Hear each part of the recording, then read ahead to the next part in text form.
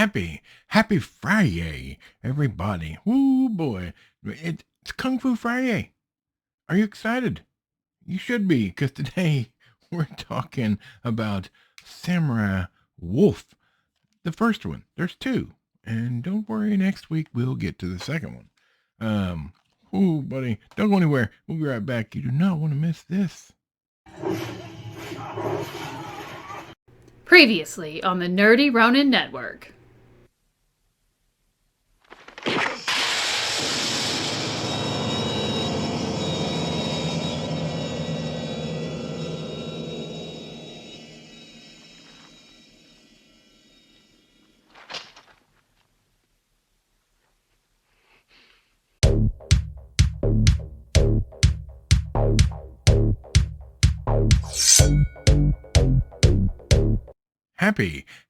Happy Fri-Yay. The work week's on the way out the door. It's Kung Fu Fri-Yay, and we are here about it. Like and subscribe if you haven't already. We appreciate it. New subscribers, old subscribers, and everyone in between. Thanks, as always, for being here with us 3 days a week. In the description down below are all our links, our merch page, our website, discount codes for things we use every single day here, whether it be energy drinks, coffee is a big one, t-shirts. There's all sorts of good treasures down there, and you will save some of your hard-earned money. Just look below. All right, so here's the deal. I'd been hearing about these two movies a bunch.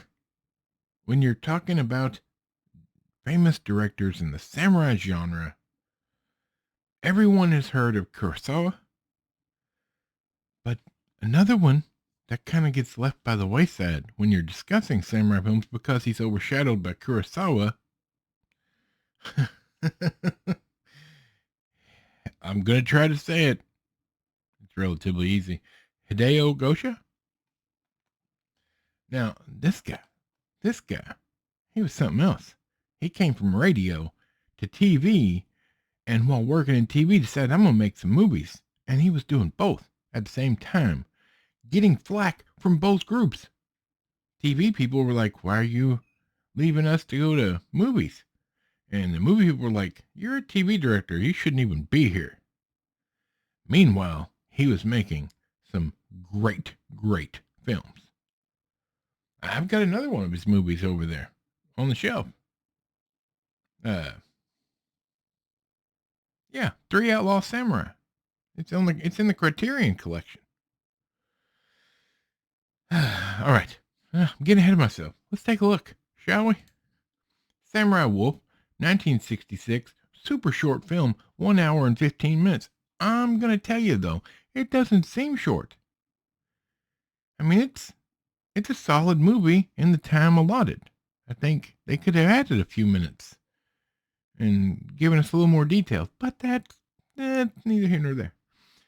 A charismatic Ronin, gets snared into a conflict between officials at a way station and anywho.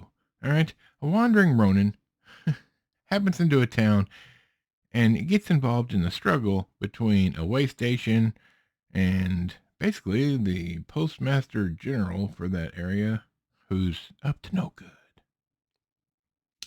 Directed by Hideo Gosha, written by Hideo Gosha, Kei Tasaka, starring Isao Natsuyagi, maybe, Ryohei Uchida, Junko Miyazono. Sounds right to me. All right, pretty high rating, 7.1 out of 10. There's a lot of things you can't trust on the Internet Movie Database. That being said, I do sometimes look at their ratings. Now, after today, there'll be a rating on Criticless.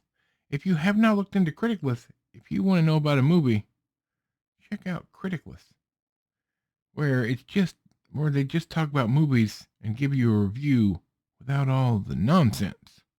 All right. So, I'd never seen this movie, obviously. And from the very opening, I noticed there's some really nice shots. The cinematography is fantastic. Like, really well done. Now, there's a couple, that doesn't mean it's all pros, baby. There's a couple of cons, and a couple of the fight scenes when the sword work starts happening, it's slow motion with no sound. And I just didn't like that. I want to hear the, yeah, the blood, the curdling screams, the ching, ching, ching, ching, ching of the swords hitting. I want to hear it all. But that's just me. As I said, it's not all of them. It's just a couple of them. Some of the fight scenes, the sword scenes are perfectly normal. And overall, it's really well done. The story makes perfect sense for the most part. I mean, you have to understand what a way station is. A place that people stop and resupply, like switch out drivers and whatnot on long hauls, if you will. But it's relatively easy to understand in the premise of the movie. The world building is perfectly fine. It makes perfect sense. The characters are interesting. But I've got to say, I do think it could have stood with another 15 minutes, a little more in depth. But as I told you earlier, this guy in his late 30s and all the way up to mid 40s, he was working in both fields, TV and movies, at the same time. I mean, he was just kind of trying to get the story told in the shortest amount of time possible. I'm sure that couldn't have been easy. Doing TV and movie. Oh, this dude had a work ethic. And that being said, 95% of this movie is outstanding. This is just like an afterthought for me. Just like you could have added 15 minutes and not hurt anything. But it's a nice watch at an hour and 15 minutes. And I believe the second one is a couple minutes shorter than that. So this guy was all about telling the story and getting it out there and getting it done in the smallest amount of time possible. Whereas, on the other hand, you look at Kurosawa films, 3.5 hours, because it was of epic proportion, where Gosha was short and sweet. He wanted to tell the story. Now, these are my assumptions, my friends. I've never watched a documentary about this gentleman. But there is an interview on this box set. I haven't watched it all, which is why I haven't talked about it. So I will, after I watch the second one for next week, we'll talk more about this box set and what's in it. But right now, today, we're just talking about the first movie. And it's fantastic. I can't tell you enough how great I like this box set. Now, I'm sure there's other ways to get these two movies. You can rent/buy them from Amazon, it looks like, from Prime. But, you know me, physical media is king. I can't even give you advice where to buy this because I bought this from England because my player is region free, so I can watch it. If you bought this from England, unless you had a region free player, you could not watch it. It would just be a paperweight. So you might be able to check Amazon if you're looking for physical media. They may be able to have it or where it's region A, but I don't know. All right, I'm going to go. This movie was so fun. It was great. The main character is so enjoyable. But it wasn't a long movie, so it was just like, here's the story, ta-da. All right, watch this movie. If you like samurai stuff, it's fantastic. It's well worth watching. And if you've never seen it, it's a great first watch.